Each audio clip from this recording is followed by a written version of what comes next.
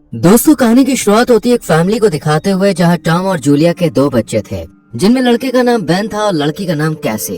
Ben का birthday था, इसलिए पूरी फैमिली कैरेबियन ओशन में बेन का बर्थडे सेलिब्रेट करने और छुट्टियां एंजॉय करने आती है। शुरू में सब कुछ नॉर्मल होता है। इसी बीच जूलिया समुद्र में स्विमिंग करने के लिए कूद जाती है, जबकि टॉम और बेन दोनों मछलियां पकड़ने में बिजी होते हैं। अचानक से जूलिया को ऐसा महसूस होता है जैसे कोई बड़ी सी चीज उसके चारों तरफ सर्कल बना रही हो, लेकिन जूलिया जब आसपास देखती है तो उसे कुछ भी नजर नहीं आता।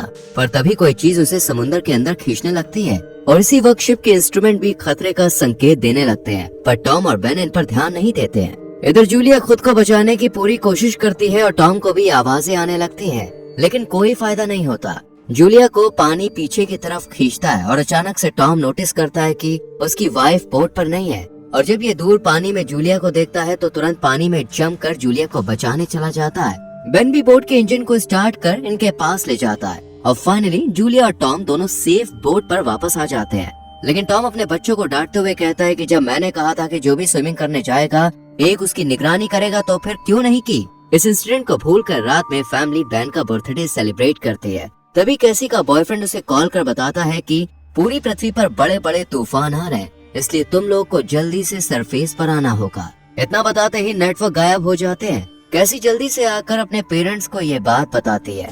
इससे पहले ये कुछ सोच पाते इन्हें बोट से किसी के टकराने की आवाज आती है, और जब ये बाहर आकर देखते हैं तो बाहर बहुत सारी व्हेल्स होती है। टॉम ये देखकर समझ जाता है कि व्हेल्स तभी ऐसा करती हैं जब तूफान दस्तक देने वाला होता है।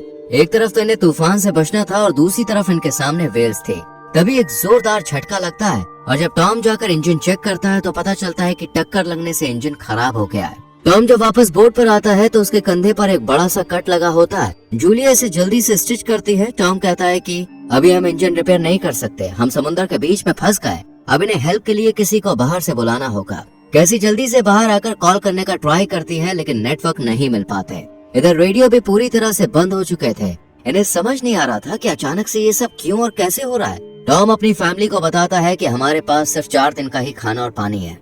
टॉम कहता है कि अभी हम शिपिंग रूट पर हैं, इसलिए हो सकता है कि यहाँ से गुजरने वाली कोई शिप हमारी हेल्प करने के लिए आ जाए। इन लोगों का बाहरी दुनिया से कोई कांटेक्ट नहीं था, इसलिए इन्हें बाहर के हालातों का कुछ भी पता नहीं होता। अभी ये लोग डिस्कस कर ही रहे होते हैं कि तभी बाहर भयंकर सी आवाज आती है, और जब पूरी फैमिली आसमान में देखती है तो आसमान से बहुत सारे ऑब्जेक्ट्स नीचे धरती पर गिर रहे थे। एक ऑब्जेक्ट तो इनकी बोट के पास भी आने वाला था, इसलिए टॉम बोट के इंजन के डैमेज होने के बाद भी उसे किसी तरह आगे बढ़ाता है, और आगे बढ़ते ही वो ऑब्जेक्ट इनकी बोट की जगह पर आकर गिरता है। लेकिन ये लोग बच जाते हैं। अब इनका इंजन रिपेयर करने लायक भी नहीं बचता और पूरी तरह से खराब हो जाता है। टॉम बाहर जाकर देखता है तो ये ऑब्जेक्ट कुछ और नहीं बल्कि मेटेरॉइड्स हैं, इसलिए सभी radio signal mobile network work नहीं कर रहे थे। अब समुद्र में बहुत तेज तूफान उठने लगता है, जिस कारण बोट भी बुरी तरह से हिलने लगती है। ये देखकर टॉम अपनी फैमिली को बोट के ऊपर वाले डेक पे ले जाता है और इन्हें लाइफ जैकेट पहनाता है, ताकि अगर बोट पलट भी जाए तो ये लोग जिंदा रह सके।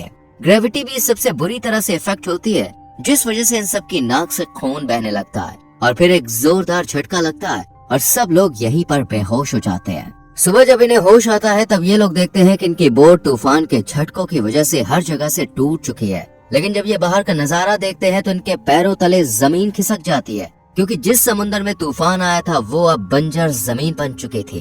पानी का नामो निशान तक नहीं था।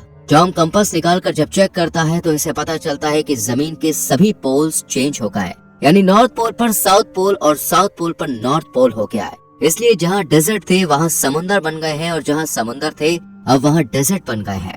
टॉम ये भी बताता है कि अब दुनिया में कोई भी नहीं बचा होगा। ये सुनकर कैसी शॉक्ड रह जाती है, क्योंकि अब तक उसका बॉयफ्रेंड भी मारा जा चुका होगा, इसलिए ये बहुत रोती है।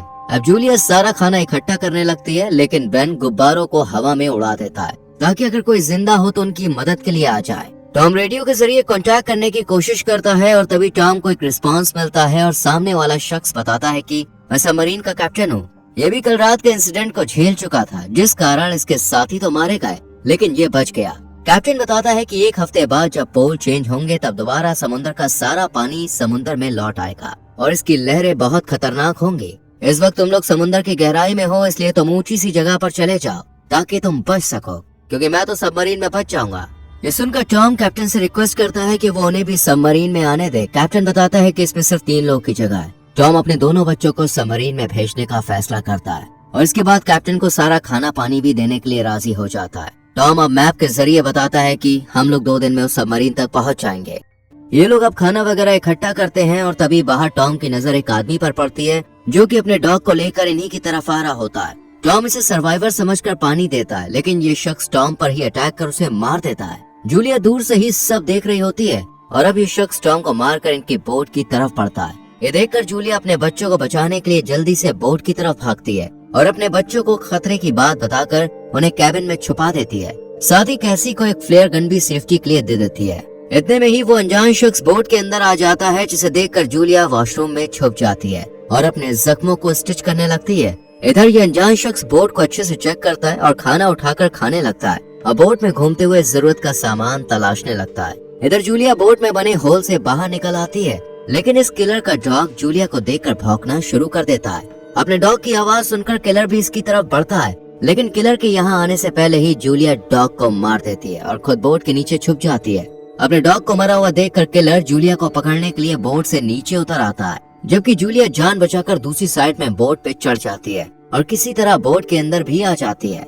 लेकिन कुछ ही देर में किलर इसे पकड़ लेता है और इसे बुरी तरह से मारना शुरू कर देता है। कैसी ये सब छुपकर देख रही होती है, इसलिए वो जल्दी से अपनी माँ को बचाने के लिए फ्लेयर गन से इस पर शूट कर देती है, जिससे किलर तो ज्यादा जख्मी नहीं होता, लेकिन बोट चलने लगती है। जूलिया अपने दोनों बच्चों को लेकर बाहर निकलने लगती है और सरवाइव करने के लिए कुछ खाना इकट्ठा करने का फैसला करती है और तभी किलर फिर से जूलिया पर अटैक कर देता है। जूलिया किलर पर अटैक कर खाने का सामान लेकर बाहर निकल आती है। दोनों बच्चे जब अपने डैड की डेड बॉडी को देखते हैं तो बहुत रोते हैं। बेन के बलून छोड़ने की वजह से किलर यहाँ पे आया था, इसलिए बेन अपने आप को इस सब का जिम्मेदार समझता है, लेकिन जूलिया उसे समझाती है कि इसमें उसकी कोई गलती नहीं है। जूलिया, बेन और कैसी तीनों टॉम की यह हालत देखकर रो रहे होते हैं कि तभी जूलिया की नजर बोट की तरफ जाती है, जहाँ से किलर बचकर बाहर निकल आया था और अब इनकी तरफ बढ़ रहा था। ये देखकर जूलिया जल्दी से बच्चों को लेकर यहाँ से दूर जाने लगती है और पीछे बोट पूरी तरह से ब्लास्ट हो जाती है। जूलिया अपने दोनों बच्चों को लेकर लगातार आगे बढ़ती रहती है, जहाँ से इन्हें सबमरीन की लोकेशन मिली थी। कुछ दूर चलने के बाद ये लोग एक चट्टान के पास जाकर रुकते हैं। यहाँ तीनों बहुत उदास होते हैं, लेकिन जूलिया अपने बच्चों की हिम्मत बनाए रखती है। इनका मैप बोट में ही चल गया था, इसलिए इन्हें सबमरीन ढूंढने में काफी मुश्किलात आती है।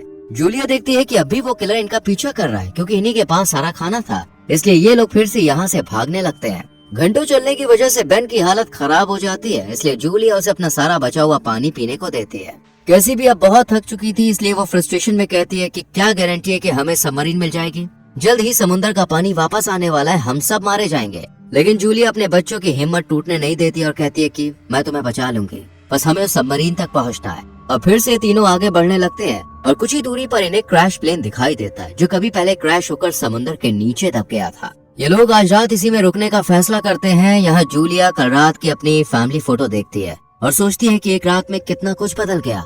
इसके बाद सब लोग सो जाते हैं, लेकिन आधी रात को कैसी को कुछ आवाज आती है और जब वो बाहर जाकर देखती है तो उसके पीछे वही किलर खड़ा होता है। एक ऐसी पर अटैक करने ही वाला होता है कि तभी जूलिया इसे मार देती है और अब इन्हें खतरे से छुटकारा मिल जाता है और फिर सब लोग सुकून की नींद सोते हैं। अगली सुबह जब ये लोग किलर की बॉडी को देखते हैं तो वो बहुत ज्यादा खराब हालत में होती है। ये देखकर तीनों समझ जाते हैं कि ये खाली समुंदर भी बहुत ज्यादा खतरनाक है, इसलिए बॉडी की यह हालत हुई है। अब ये लोग सबमरीन की तरफ जाने लगते हैं, लेकिन रास्ते में बेन को इतनी ज्यादा प्यास लगने लगती है कि वो तालाब के जहरीले पानी को ही पीने लगता है, लेकिन जूलिया इसे रोक लेती है। रात को ये लोग एक शेल्टर बनाकर यहीं रुक जाते हैं, लेकिन कुछ देर बाद जूलिया को कुछ अजीब सी आवाज सुनाई देती है और जब ये बाहर जाकर देखती है तो बहुत सारे केकड़े होते हैं।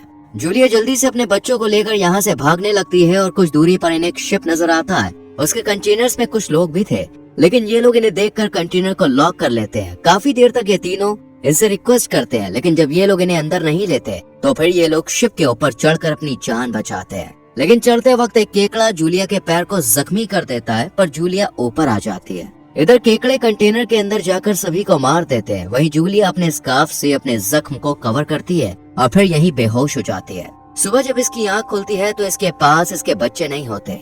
जूलिया अपने बच्चों को खोने के डर से रोने लगती है, लेकिन तभी बेन और कैसी आ जाते हैं, जो कि वेपन्स और खाने की तलाश में गए थे। इन्हें एक रेडियो भी मिलता है। जूलिया कैप्टन से कांटेक्ट करती है और ये बताता है कि केकड़ों ने इस पर भी हमला किया है। जूलिया के पास मैप नहीं था, इसलिए कैप्टन उसे रास्ता दिखाने के लिए फ्लेयर गन से शूट करता है और साथ ही बताता है कि समुद्र का पानी जल्दी वापस आने वाला है। फ्लेयर गन की मदद से ये लोग समझ जाते हैं कि ये सही डायरेक्शन में जा रहा है और सबमरीन कुछ ही दूरी पर है।